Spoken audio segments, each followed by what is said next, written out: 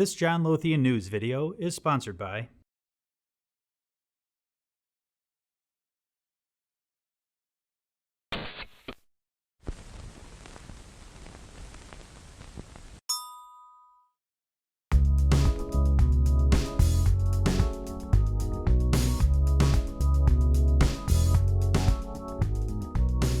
Tell us about your work with ADM Investor Services.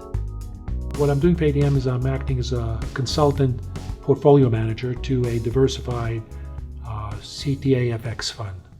And so the idea is to put together a very, very highly diversified group of managers with each doing their own type of approach and each with good return risk expectations, and to blend it in a way so the portfolio has a lot less risk than the individual managers, and that allows you to put some of that benefit back in on the return side through notionalization.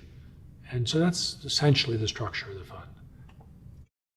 What are your thoughts on managed futures mutual funds? Opening up the managed futures area for investment by individuals is, I think, a good thing, because it's a perfectly legitimate area of investment, and in a return risk standpoint, it's actually better than equities, and most people don't realize that it's better not because of the return side, it's better because of the risk side. It actually probably over the long term has a lower return, but has a much lower volatility, as long as it doesn't become too popular a vehicle. Because if that became too popular a vehicle, well, what happened is natural equilibrium. It will drive down returns, and you'll have people abandon it, and then the returns will go back up. What's the potential for hedge funds and alternative investments? There is really a limited scope to how big alternative investment managers can be over the overall pie. So that's really the only negative. I mean, the positive is that the industry will draw the best talent by definition because of the incentive fee structure.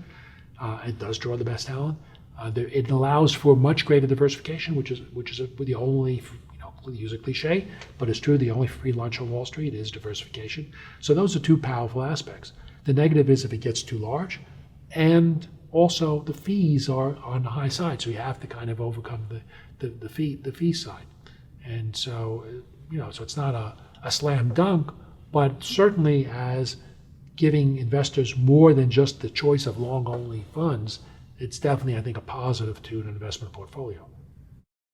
How have market dynamics changed over time? The big change, of course, and you hint with electronic trading, and particularly the computerization of trading.